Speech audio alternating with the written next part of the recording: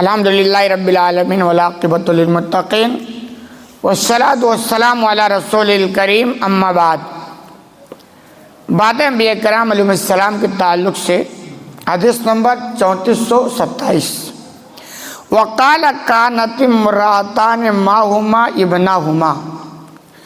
نبی کریم صلی اللہ علیہ وسلم نے بیان کیا کہ دو عورتیں تھیں اور ان کے پاس ان کے دو بیٹے تھے، یعنی داؤد علیہ السلام کے زمانے کا ایک واقعہ نبی کریم صلی اللہ علیہ وسلم بیان کرتے ہیں۔ اللہ یہ خبر دیتا ہے نبی کو اور نبی بتلاتے ہیں۔ تو آپ نے بیان کیا کہ ان کے زمانے کی دو ایسی عورتیں تھیں جن کے پاس ایک ایک بیٹے تھے، یعنی دونوں کے ایک ایک بیٹے تھے۔ جاذیب فذابا بابن احداہما، پس اچانک ایک بھیڑیا آیا اور ان دونوں میں سے ایک بیٹے کو اٹھا کر لے کر چلا گیا۔ بڑا خطرناک ہو گیا۔ دو عورتیں ہیں، دونوں کے ایک ایک بیٹا ہے اور ایک بھیڑیا۔ بھیڑیا تو آپ سنے ہوں گے، جانتے ہوں گے، کتے سے تھوڑا بڑا ہوتا ہے اور کہا جاتا ہے تقریباً 7 کتوں کے برابر اس کو اکیلے کی طاقت ہوتی ہے۔ باقی اللہ عالم بالصواب، کوئی دلیل نہیں، یہ کتابوں میں پڑھی ہوئی بات ہے یا سنی ہوئی بات ہے۔ تو وہ بھیڑیا آیا اور اچانک ان دونوں بیٹوں میں سے ایک بیٹے کو لے کے چلا گیا۔ فقالت صاحبتها انما ذهب بابنك وقالت الاخرى انما ذهب بابنك۔ تو جب بھیڑیا بچے کو لے کے چلا گیا تو ان دونوں عورتوں میں سے ایک نے کہا تمہارے بیٹے کو لے کے گیا اور دوسرے نے کہا تمہارے بیٹے کو لے کے گیا۔ عورتیں دو، بچہ ایک تو چلا گیا نا، تو جس کا گیا تو اس کو تو پتہ ہی تقریباً ہوگا، جس کا نہیں گیا اس کو بھی پتہ ہوگا، لیکن ان دونوں میں سے ایک کی نیت ہوگی خراب کہ بھائی ہمیں ہی مل جائے تو بہتر ہے، کیونکہ دنیا اصل میں ایسی ہے نا کہ ہر ایک چاہتا ہے کہ کم از کم ایک بیٹا تو گھر پہ رہے جو ہمارے بڑھاپے میں سہارا بنے۔ اگر اپنا اصلی والا نہ ہو تو کوئی ایسا ہی مل جائے، اسی لیے تقریباً جس کے ہاں بچے نہیں ہوتے وہ گود لیتے ہیں تاکہ بڑھاپے میں وہ سہارا بنیں گے۔ تو ایک عورت کی جب نیت خراب ہو گئی تو وہ بھی دعویٰ ٹھوک دی کہ بھئی یہ بچہ میرا ہے، دوسرے نے کہا یہ بچہ میرا ہے۔ پھر کیا ہوا؟ کہہ رہے فتح کمتا الی داؤد فقضى به للکبریٰ، چنانچہ وہ دونوں عورتیں داؤد علیہ السلام کے پاس گئیں فیصلے کے لیے، اور داؤد علیہ السلام نے اس بچے کا فیصلہ بڑی والی عورت کے لیے کر دیا، یعنی ان عورتوں میں سے ایک بڑی تھی ایک چھوٹی تھی، تو انہوں نے کہا یہ بچہ اس بڑی عورت کا ہے۔ یہ تو مختصر ہے، دونوں کی باتیں سنی ہوں گی انہوں نے، ان کے دلائل سنے ہوں گے، جو بھی رہا ہوگا، اور اس کے بعد ان کو لگا ہوگا کہ بچہ اس کا ہے تو بچہ انہوں نے دے دیا۔ لیکن یہ نوٹ کریں کہ عدالت اگر فیصلہ کسی کے بارے میں کر دیتی ہے اور حقیقت میں وہ فیصلہ صحیح نہیں ہے تو اس کا مطلب نہیں کہ وہ اسلام کی نگاہ میں صحیح ہو گیا، نہیں۔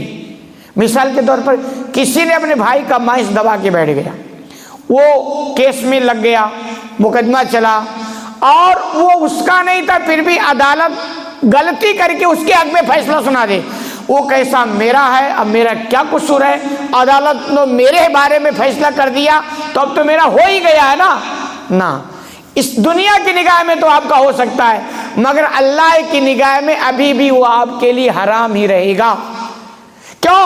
عدالت دنیا کی۔ اس لیے آپ صلی اللہ علیہ وسلم کے تعلق سے بھی آتا ہے کہ آپ فیصلہ کرتے ہو، لوگوں سے کہا کرتے تھے کہ اگر میں کہیں مسٹیک کر گیا تو اگر غلط ہے تو ایسا نہیں کہ وہ آپ کے لیے حلال ہو جائے گا، غلط اگر ہے، آپ حق کسی کا لیے ہیں تو اللہ کی نگاہ میں غلط ہی رہے گا، گرچہ دنیا کی عدالت آپ کے حق میں فیصلہ دے دی۔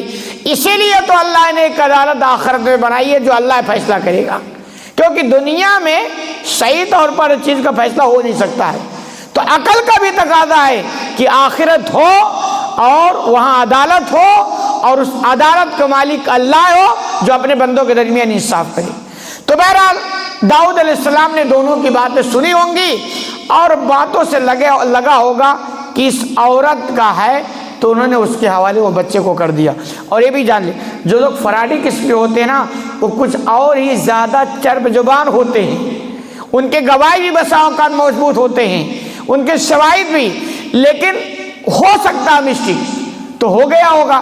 تو داؤد علیہ السلام نے کہا اس بچہ اس بڑی عورت کا ہے، بہرحال فَقَرَصْتَ عَلَى سُلَيْمَانَ ابن داؤد علیہ السلام، تو پھر وہ دونوں عورتیں سلیمان بن داؤد علیہ السلام کے پاس گئی، پہلے داؤد کے پاس گئی، داؤد علیہ السلام نے بڑی عورت کے بارے میں فیصلہ کر دیا کہ بچہ ان کا ہے، لیکن اطمینان نہیں ہوا، تو وہ دونوں عورتیں داؤد علیہ السلام کے بیٹے سلیمان علیہ السلام کے پاس معاملہ کو لے کر گئی۔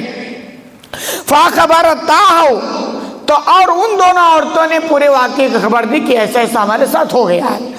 کہہ رہے فَقَالَ ائْتُونِي بِالسِّكِّينِ، تو سلیمان علیہ السلام نے کہا ایسا کرو ایک چاقو لے کے آؤ، چھرا، اشق بینہما، اور اس بچے کو میں دو حصہ کر دیتا ہوں۔ بھئی دونوں جھگڑا کر رہی ہو، دونوں کے اپنی اپنی دلیلیں ہیں، دونوں کے ثبوت ہیں، سمجھ میں نہیں آ رہا ہے کس کا۔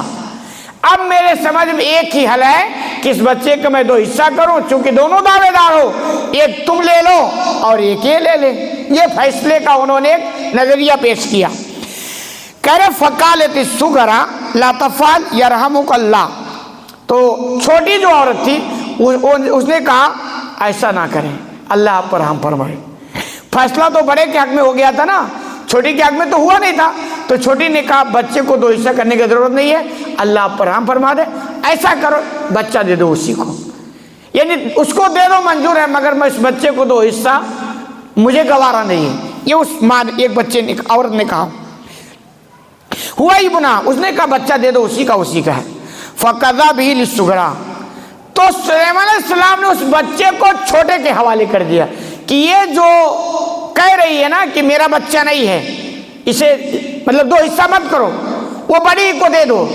تو سلیمان علیہ السلام کے لیے اسی کا ہے پوائنٹ، یہ کہ بھائی جس کا بچہ ہے اصلی خون اسی کا ہے، اصلی محبت اسی کے اندر ہے، کیوں اسی یہ منظور ہوگا کہ میرا بچہ میرے پاس نہ آئے، لیکن کٹنا نہیں چاہیے، دو حصہ نہیں ہونا چاہیے نا، یہ کہ بھائی نہ رہے، کم سے کم دنیا میں رہے گا تو، لیکن یہ کیسے میں برداشت کر سکتی ہوں کہ میرے سامنے میرا بچہ دو حصہ کیا جائے اور ماں منظور کیسے کر لے، ہو ہی نہیں سکتا ہے۔ تو اس عورت نے صبر کیا اور کہا جانے دو، اسی کا دے دو مگر دو حصہ نہ کرو۔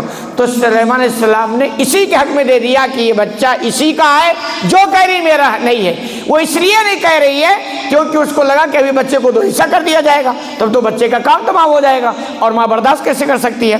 تو انہوں نے یہ پوائنٹ کی۔ قال ابو رضی اللہ عنہ واللہ انا سمعت بالسکین الا یومئذ وما كنا نقول الا المدیا۔ ابو ہریرہ بیان فرماتے ہیں کہ یہ سکین کا جو لفظ اس حدیث میں نا چاقو، کہہ رہے پہلی مرتبہ لفظ سکین کو ہم نے سنا، ورنہ چاقو کے لیے ہم لفظ استعمال کرتے تھے عربی میں مدیا، مدیا بولتے ہیں چاقو عربی میں، تو کہہ رہے یہ سکین کا لفظ پہلی مرتبہ میں نے سنا۔ تو خلاصہ کلام یہ کہ قاضی وغیرہ جو ہوتے ہیں یا حاکم وغیرہ اس طرح ہوشیار ہوتے ہیں، ان کے اندر تجربہ ہوتا ہے، اور اس طرح کی پالیسیاں وہ چلتے ہیں تاکہ صحیح فیصلہ ہو اور صحیح حق صحیح لوگوں کے پاس پہنچ جائے، جیسا کہ اس میں سلیمان علیہ السلام نے کیا۔ اللہ رب العالمین سے دعا ہے کہ الہ العالمین تمہیں کہنے سننے زیادہ عمل کرنے کی توفیق عطا فرما۔